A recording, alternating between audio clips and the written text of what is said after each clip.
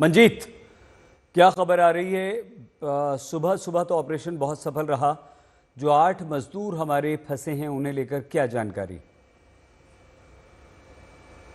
फिलहाल राहत की बात यह है कि मौसम आज वहां पर खुला हुआ है, जिसकी वजह से राहत और बचाव का काम तेजी से हो पा रहा है। क्योंकि जोशीमठ में सेना की ब्रिगेड मौजूद है, एक पूरी ब्रिगेड है। और कल देर शाम से ही उन्होंने मोर्चा संभाला था। आईटीबीपी के लोग वहां पर मौजूद है।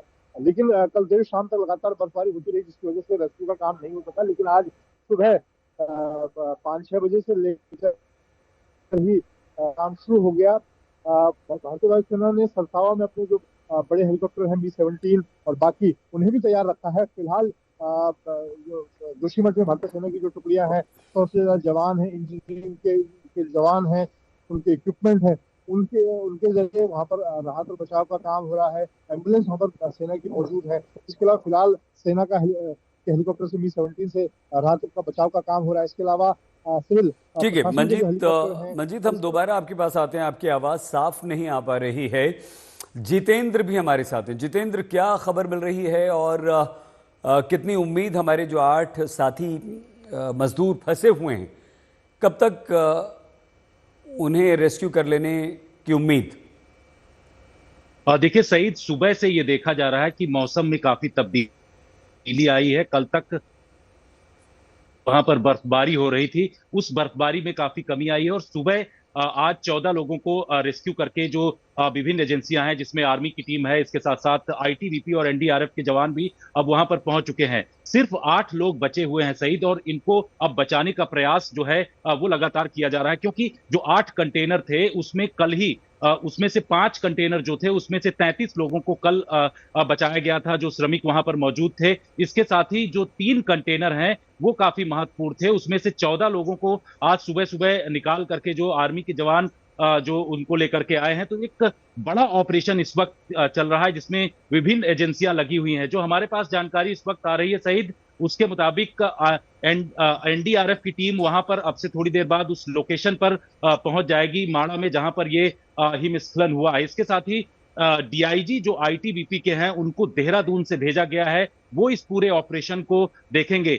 एयरफोर्स जो है वो अपनी MI-17 V5 जो उसका हेलीकॉप्टर है उसको लगाया गया है। और ये कहा जा रहा है कि जिन लोगों को आज 14 लोगों को लाया गया उसमें से एक व्यक्ति जो है वो काफी क्रिटिकल है, जिसको कि यहाँ पर ऋषिकेश में जो एम्स मौजूद है वहां पर लाया जा रहा है। तो जिंदगियां बचाने की कोशिश लगातार की जा रही है। और सईद, ये एक बड़ा जी। ऑपरेशन था। कल से जिस तरीके से मौसम खराब था, ऐसे में लोगों को काफी दिक्कतें हो रही थी। जो भी एजेंसियां वहां पर लगी हुई थी वो लोग ऑपरेशन करने में, उनको बचाने में उनको काफी देरी आ रही थी। लेकिन रात में भी धीरे धीरे करके जैसे जैसे मौसम में तब्दीली आई, उसके बाद से आर्मी, एनडीआरएफ और आईटीबीपी के जवान लगातार वहां पर कोशिश कर रहे थे। और उसके बाद आज सुबह सुबह जो खबर आई कि 14 लोगों को बचा लिया गया। कुल 47 लोगों को 55 लोगों में से बचाया जा चुका है। सिर्फ 8 जिंदगियां बाकी हैं, जिनको कि बचाने का प्रयास लगातार सहित किया जा रहा है। और माना जा रहा है कि इसको भी जल्द से जल्द पूरा कर लिया जाएगा, क्योंकि जो उत्तराखंड के मुख्यमंत्री हैं वो वहां पर पहुंच रहे हैं स्पॉट पर। जोशीमठ में अब से थोड़ी देर बाद वहां पर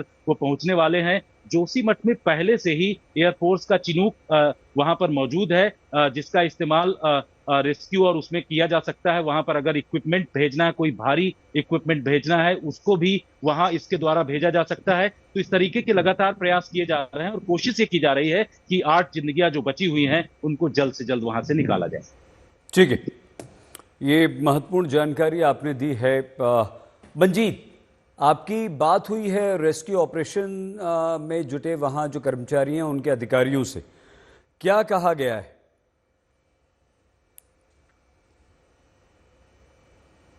शहीद इस पूरे मामले को देखें तो कल देर शाम जो ब्रिगेड कमांडर है उन्होंने जानकारी इस पूरे ऑपरेशन को लेकर दी थी। कल क्योंकि लगातार बर्फबारी थी, इसको लेकर रेस्क्यू का जो काम था वो तेजी से नहीं हो पा रहा था। लेकिन दिल्ली में खुद लगातार प्रधानमंत्री नरेंद्र मोदी इस ऑपरेशन को देख रहे थे। गृहमंत्री ने राज्य के मुख्यमंत्री से बात की। और उसके बाद जो तमाम एजेंसियां हैं, खासतौर से भारतीय वायुसेना की, चाहे बरेली एयरबेस हो, सरसाव हो, वहां पर जो बड़े हेलीकॉप्टर हैं B-17 के अलावा चिनूक, उनको तैयार रखा गया था। और आज जब मौसम खुला सुबह, उसके बाद पूरे ऑपरेशन को तेजी के साथ अंजाम दिया गया। अभी जो ग्राउंड पर सेना के आईटीबीपी के लोग हैं, उनका कहना है कि अब अगले कुछ 2-4 घंटों में इस पूरे, अगर मौसम खुला रहा तो इस पूरे ऑपरेशन को निपटा लिया जाएगा। लगभग 47 लोगों को अब तक बचा लिया गया है। और हमने देखा कि पिछले, अगर आप इस तरह की घटनाएं देखें, चाहे सलक्यारा टनल की घटनाक्रम हो, अभी एजेंसियों के बीच में एक बेहतर तालमेल देखने को मिलता है जब भी कोई इस तरह की घटना होती है। और क्योंकि जोशीमठ में सेना की एक पूरी ब्रिगेड मौजूद है, आईटीबीपी की बड़ी संख्या में लोग हमारे मौजूद है, इसकी वजह से जो राहत और बचाव का काम है सही वो तेजी के साथ हो पाया जी, है। बहुत धन्यवाद मंजीत, बहुत धन्यवाद जितेंद्र आपका। जितेंद्र सिंह, मंजीत नेगी, हमारे दोनों संवाददाताओं ने ये महत्वपूर्ण जानकारी दी। सिर्फ 8 मजदूर अब हमारे बचे हैं, बाकी सभी को 47 को बचा लिया गया है। मौसम सुबह सुबह थोड़ा साफ हुआ और उसके बाद MI-17 हेलीकॉप्टर की मदद भी ली गई है और जैसे ही मौसम थोड़ा सा साफ होगा सभी को ऋषिकेश एम्स में भर्ती करा दिया जाएगा। हमारे एक मजदूर की स्थिति गंभीर बताई जा रही है जिन्हें बचाया गया है, लेकिन वहाँ पर कई सारी एजेंसीज हैं जो रेस्क्यू ऑपरेशन में लगी हुई हैं और अब हम ये आशा कर रहे हैं कि बहुत जल्द जो 8 मजदूर हमारे फंसे हुए हैं उन्हें बचा लिया जाएगा। चमोली में पहाड़ टूटा जिसके कारण माड़ा गांव के पास, बद्रीनाथ से आगे माड़ा गांव है जहां पर 3 किलोमीटर दूरी पर है, 6 फीट तक बर्फ जम गई और इस बर्फ में हमारे 57 जवान थे, 55 फंस गए, 2 छुट्टी पर थे, 47 को बचा लिया गया है, 8 इस समय फंसे हुए हैं। लेकिन NDRF, SDRF, स्थानीय आपदा राहत टीमें, स्थानीय प्रशासन सभी इस बचाव कार्य में जुटे हुए हैं और सेना के जवानों ने ज़बरदस्त मुस्तैदी दिखाते हुए इस कठिन ऑपरेशन को पूरा किया है। परिस्थितियां काफ़ी वहाँ पर विपरीत थीं और इन विपरीत परिस्थितियों में भी हमारे रेस्क्यू ऑपरेशन टीम के जवानों ने मुस्तैदी दिखाई, तेज़ी दिखाई और 47 हमारे मजदूरों को बचा लिया है। ये सभी BRO यानी कि बॉर्डर रूट्स ऑर्गेनाइजेशन के प्रोजेक्ट के लिए काम कर रहे थे। अचानक से ऊपर से ग्लेशियर टूटा और मानो पहाड़ सा ये जो ग्लेशियर था वो एक बर्फ का तूफान आया और इन मजदूरों को उसने अपनी आगोश में ले लिया, दबा दिया। लेकिन सिर्फ 8 बाकी हैं और बहुत जल्द आशा इस बात की जा रही है कि हमारे 8 मजदूरों को बचा लिया जाएगा। मुख्यमंत्री पुष्कर सिंह धामी पहुंचने वाले हैं।